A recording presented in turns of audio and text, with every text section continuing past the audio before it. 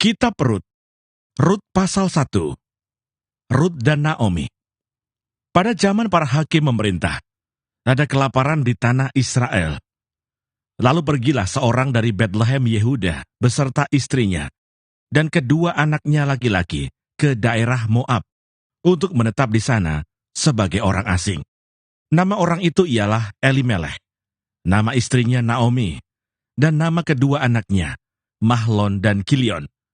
Semuanya orang-orang Efrata dari Betlehem Yehuda. Dan setelah sampai ke daerah Moab, diamlah mereka di sana. Kemudian matilah Elimelech, suami Naomi, sehingga perempuan itu tertinggal dengan kedua anaknya.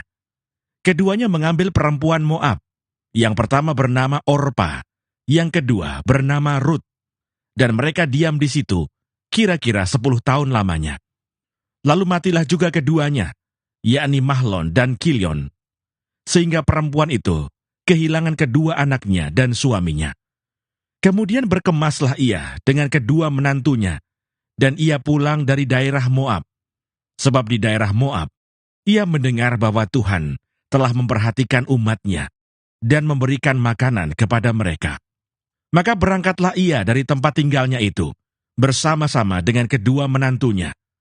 Ketika mereka sedang di jalan untuk pulang ke tanah Yehuda, berkatalah Naomi kepada kedua menantunya itu, "Pergilah, pulanglah masing-masing ke rumah ibunya.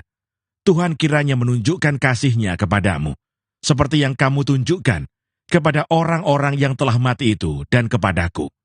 Kiranya atas karunia Tuhan, kamu mendapat tempat perlindungan, masing-masing di rumah suaminya." Lalu diciumnyalah mereka, tetapi mereka menangis dengan suara keras dan berkata kepadanya, "Tidak, kami ikut dengan engkau pulang kepada bangsamu." Tetapi Naomi berkata, "Pulanglah anak-anakku. Mengapakah kamu turut dengan aku? Bukankah tidak akan ada lagi anak laki-laki yang kulahirkan untuk dijadikan suamimu nanti? Pulanglah anak-anakku, pergilah. Sebab sudah terlalu tua aku untuk bersuami. Seandainya, pikirku, ada harapan bagiku, dan sekalipun malam ini aku bersuami, bahkan sekalipun aku masih melahirkan anak laki-laki, masakan kamu menanti sampai mereka dewasa? Masakan karena itu, kamu harus menahan diri dan tidak bersuami? Janganlah kiranya demikian, anak-anakku. Bukankah jauh lebih pahit yang aku alami daripada kamu? Sebab tangan Tuhan teracung terhadap aku." Menangis pula mereka dengan suara keras. Lalu Orpa mencium mertuanya itu minta diri, tetapi Rut tetap berpaut padanya. Berkatalah Naomi, "Telah pulang iparmu kepada bangsanya dan kepada para allahnya. Pulanglah mengikuti iparmu itu." Tetapi kata Rut, "Janganlah desak aku meninggalkan engkau dan pulang dengan tidak mengikuti engkau. Sebab kemana engkau pergi, ke situ jugalah aku pergi. Dan di mana engkau bermalam, di situ jugalah aku bermalam. Bangsamulah bangsaku, dan Allahmulah Allahku. Di mana engkau mati, aku pun mati di sana, dan di sanalah aku dikuburkan. Beginilah kiranya Tuhan menghukum aku, bahkan lebih lagi daripada itu, jikalau sesuatu apapun memisahkan aku dari engkau, selain daripada maut." Ketika Naomi melihat bahwa Rut berkeras untuk ikut bersama-sama dengan dia, berhentilah ia berkata-kata kepadanya, dan berjalanlah keduanya sampai mereka tiba di Betlehem. Ketika mereka masuk ke Betlehem, gemparlah seluruh kota itu karena mereka, dan perempuan-perempuan berkata, "Naomi-kah itu?" Tetapi ia berkata kepada mereka, "Janganlah sebutkan aku Naomi, sebutkanlah aku Mara, sebab Yang Maha Kuasa telah melakukan banyak yang pahit kepadaku. Dengan tangan yang penuh aku pergi, tetapi dengan tangan yang kosong Tuhan memulangkan aku. Mengapakah kamu menyebutkan aku Naomi? Karena Tuhan telah naik saksi menentang aku, dan Yang Maha Kuasa telah mendatangkan malapetaka kepadaku." Demikianlah Naomi pulang bersama-sama dengan Rut, perempuan Moab itu menantunya, yang turut pulang dari daerah Moab, dan sampailah mereka ke Betlehem pada permulaan musim menuai jelai. Pasal 2. Rut bertemu dengan Boas. Naomi itu mempunyai seorang sanak dari pihak suaminya, seorang yang kaya raya dari kaum Elimelech, namanya Boas. Maka Rut perempuan Moab itu berkata kepada Naomi, "Biarkanlah aku pergi ke ladang, memungut bulir-bulir jelai di belakang orang yang murah hati kepadaku." Dan sahut Naomi kepadanya, "Pergilah anakku." Pergilah ia, lalu sampai di ladang, dan memungut jelai di belakang penyabit-penyabit. Kebetulan ia berada di tanah milik Boas, yang berasal dari kaum Elimelech. Lalu datanglah Boas dari Bethlehem. Ia berkata kepada penyabit-penyabit itu, "Tuhan kiranya menyertai kamu." Jawab mereka kepadanya, "Tuhan kiranya memberkati Tuan." Lalu kata Boas kepada bujangnya yang mengawasi penyabit-penyabit itu, "Dari manakah perempuan ini?" Bujang yang mengawasi penyabit-penyabit itu menjawab, "Dia adalah seorang perempuan Moab. Dia pulang bersama-sama dengan Naomi dari daerah Moab. Tadi ia berkata, 'Izinkanlah kiranya aku memungut dan mengumpulkan jelai dari antara berkas-berkas jelai ini di belakang penyabit-penyabit.' Begitulah ia datang dan terus sibuk dari pagi sampai sekarang, dan seketika pun ia tidak berhenti." Sesudah itu berkatalah Boas kepada Rut, "Dengarlah dahulu anakku, tidak usah engkau pergi memungut jelai ke ladang lain, dan tidak usah juga engkau pergi dari sini, tetapi tetaplah dekat pengerja-pengerjaku perempuan. Lihat saja ke ladang yang sedang disabit orang itu. Ikutilah perempuan-perempuan itu dari belakang, sebab aku telah memesankan kepada pengerja-pengerja lelaki, jangan mengganggu engkau. Jika engkau haus, pergilah ke tempayan-tempayan, dan minumlah air yang dicedok oleh pengerja-pengerja itu." Lalu sujudlah Rut menyembah dengan mukanya sampai ke tanah dan berkata kepadanya, "Mengapakah aku mendapat belas kasihan daripadamu, sehingga Tuhan memperhatikan aku, padahal aku ini seorang asing?" Boas menjawab, "Telah dikabarkan orang kepadaku dengan lengkap segala sesuatu yang engkau lakukan kepada mertuamu sesudah suamimu mati, dan bagaimana engkau meninggalkan ibu bapamu dan tanah kelahiranmu, serta pergi kepada suatu bangsa yang dahulu tidak engkau kenal. Tuhan kiranya membalas perbuatanmu itu, dan kepadamu kiranya dikaruniakan upahmu sepenuhnya oleh Tuhan, Allah Israel, yang di bawah sayapnya engkau datang berlindung."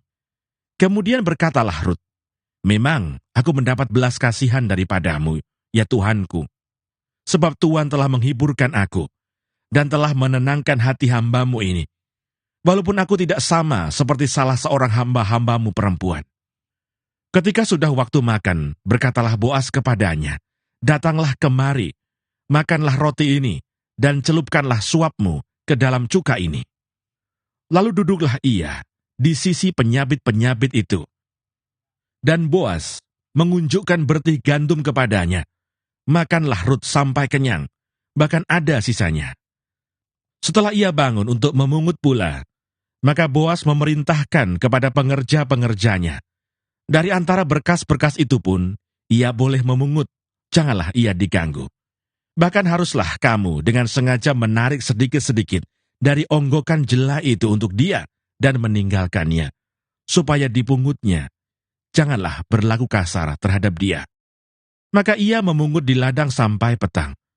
Lalu ia mengirik yang dipungutnya itu, dan ada kira-kira seeva jelai banyaknya. Diangkatnyalah itu. Lalu masuklah ia ke kota. Ketika mertuanya melihat apa yang dipungutnya itu, dan ketika dikeluarkannya dan diberikannya kepada mertuanya, sisa yang ada setelah kenyang itu, maka berkatalah mertuanya kepadanya, "Di mana engkau memungut, dan di mana engkau bekerja hari ini? Diberkatilah kiranya orang yang telah memperhatikan engkau itu." Lalu diceritakannya lah kepada mertuanya itu, pada siapa ia bekerja, katanya, "Nama orang pada siapa aku bekerja hari ini, ialah Boas." Sesudah itu berkatalah Naomi kepada menantunya, "Diberkatilah kiranya orang itu oleh Tuhan, yang rela mengaruniakan kasih setianya kepada orang-orang yang hidup dan yang mati." Lagi kata Naomi kepadanya, "Orang itu kaum kerabat kita. Dialah salah seorang yang wajib menebus kita." Lalu kata Rut, perempuan Moab itu, "Lagi pula ia berkata kepadaku, Tetaplah dekat pengerja-pengerjaku, sampai mereka menyelesaikan seluruh penyapitan ladangku. Lalu berkatalah Naomi kepada Rut menantunya itu, "Ya anakku, sebaiknya engkau keluar bersama-sama dengan pengerja-pengerjanya perempuan, supaya engkau jangan disusahi orang di ladang lain." Demikianlah Rut tetap dekat pada pengerja-pengerja perempuan Boas untuk memungut sampai musim menuai jelai dan musim menuai gandum telah berakhir. Dan selama itu, ia tinggal pada mertuanya. Rut pasal 3. Rut dan Boas di tempat pengirikan. Lalu Naomi mertuanya itu berkata kepadanya, "Anakku, apakah tidak ada baiknya jika aku mencari tempat perlindungan bagimu, supaya engkau berbahagia? Maka sekarang, bukankah Boas, yang pengerja-pengerjanya perempuan telah kau temani itu, adalah sanak kita? Dia pada malam ini menambi jelai di tempat pengirikan. Maka mandilah dan beruraplah. Pakailah pakaian bagusmu, dan pergilah ke tempat pengirikan itu. Tetapi janganlah engkau ketahuan kepada orang itu sebelum ia selesai makan dan minum. Jika ia membaringkan diri tidur, haruslah engkau perhatikan baik-baik tempat ia berbaring. Kemudian datanglah dekat, singkapkanlah selimut dari kakinya, dan berbaringlah di sana. Maka ia akan memberitahukan kepadamu apa yang harus kau lakukan." Lalu kata Rut kepadanya, "Segala yang engkau katakan itu akan kulakukan." Sesudah itu pergilah ia ke tempat pengirikan, dan dilakukannya tepat seperti yang diperintahkan mertuanya kepadanya. Setelah Boas habis makan dan minum dan hatinya gembira, datanglah ia untuk membaringkan diri, tidur pada ujung timbunan jelai itu. Kemudian datanglah perempuan itu dekat dengan diam-diam. Disingkapkannya selimut dari kaki Boas, dan berbaringlah ia di situ. Pada waktu tengah malam, dengan terkejut terjagalah orang itu, lalu meraba-raba ke sekelilingnya, dan ternyata ada seorang perempuan berbaring di sebelah kakinya. Bertanyalah ia, "Siapakah engkau ini?" Jawabnya, "Aku Rut hambamu. Kembangkanlah kiranya sayapmu, melindungi hambamu ini, sebab engkaulah seorang kaum yang wajib menebus kami." Lalu katanya, "Diberkatilah kiranya engkau oleh Tuhan, ya anakku. Sekarang engkau menunjukkan kasihmu lebih nyata lagi daripada yang pertama kali itu, karena engkau tidak mengejar-ngejar orang-orang muda, baik yang miskin maupun yang kaya. Oleh sebab itu anakku, janganlah takut. Segala yang kau katakan itu akan kulakukan kepadamu, sebab setiap orang dalam kota kami tahu bahwa engkau seorang perempuan baik-baik. Maka sekarang memang aku seorang kaum yang wajib menebus, tetapi walaupun demikian masih ada lagi seorang penebus yang lebih dekat daripadaku. Tinggallah di sini malam ini dan besok pagi. Jika ia mau menebus engkau, baik, biarlah ia menebus. Tetapi jika ia tidak suka menebus engkau, maka akulah yang akan menebus engkau. Demi Tuhan yang hidup, berbaring sajalah tidur sampai pagi." Jadi berbaringlah ia tidur di sebelah kakinya sampai pagi. Lalu bangunlah ia, sebelum orang dapat kenal mengenal, sebab kata Boas, "Janganlah diketahui orang bahwa seorang perempuan datang ke tempat pengirikan." Lagi katanya, "Berikanlah selendang yang engkau pakai itu, dan tadahkanlah itu." Lalu ditadahkannya selendang itu. Kemudian ditakarnyalah 6 takar jelai ke dalam selendang itu. Sesudah itu, pergilah Boas ke kota. Setelah perempuan itu sampai kepada mertuanya, berkatalah mertuanya itu, "Bagaimana anakku?"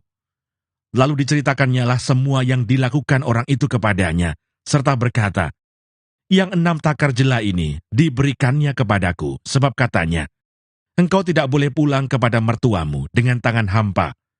Lalu kata mertuanya itu, "Duduk sajalah menanti anakku, sampai engkau mengetahui bagaimana kesudahan perkara itu, sebab orang itu tidak akan berhenti sebelum diselesaikannya perkara itu pada hari ini juga." Rut pasal 4. Rut menjadi istri Boas. Boas telah pergi ke pintu gerbang dan duduk di sana. Kebetulan lewatlah penebus yang disebutkan Boas itu.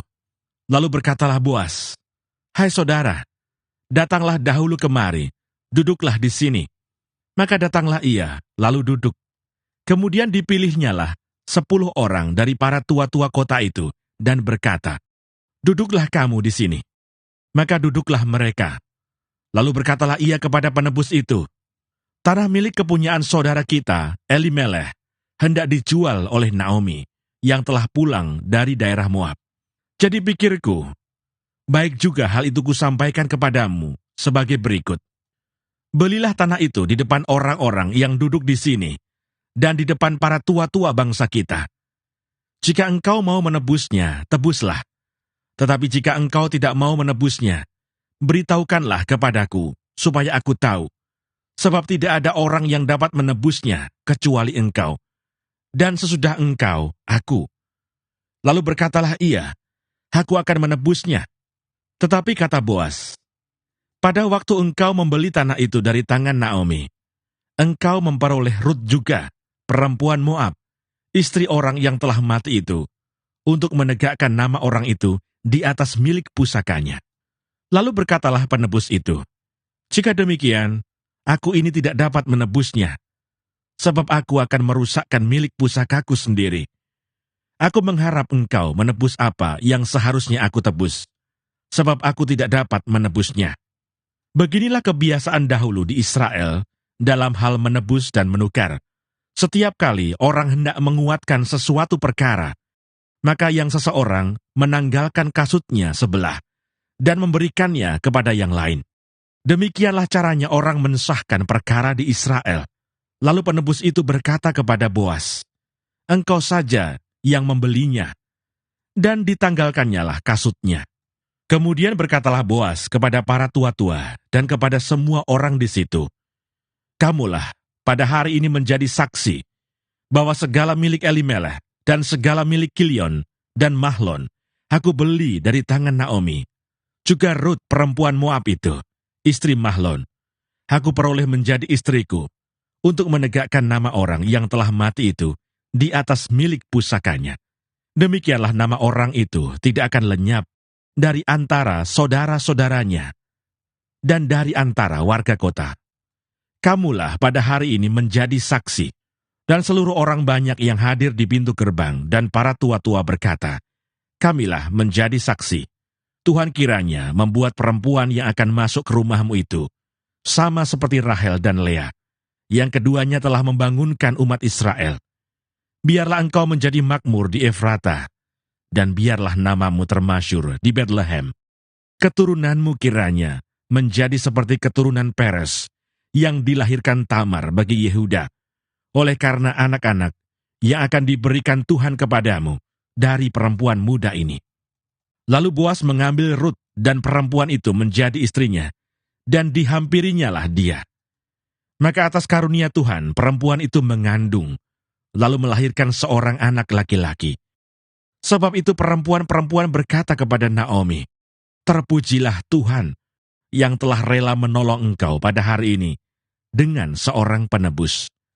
Termasyurlah kiranya nama anak itu di Israel, dan dialah yang akan menyegarkan jiwamu, dan memelihara engkau pada waktu rambutmu telah putih. Sebab menantumu yang mengasihi engkau telah melahirkannya, perempuan yang lebih berharga bagimu dari 7 anak laki-laki." Dan Naomi mengambil anak itu, serta meletakkannya pada pangkuannya, dan dialah yang mengasuhnya. Dan tetangga-tetangga perempuan memberi nama kepada anak itu, katanya, "Pada Naomi telah lahir seorang anak laki-laki." Lalu mereka menyebutkan namanya Obed. Dialah ayah Isai, ayah Daud. Silsilah Daud. Inilah keturunan Peres. Peres memperanakkan Hesron. Hesron memperanakkan Ram. Ram memperanakkan Aminadab. Aminadab memperanakkan Nahason. Nahason memperanakkan Salmon. Salmon memperanakkan Boas. Boas memperanakkan Obed. Obed memperanakkan Isai. Dan Isai memperanakkan Daud.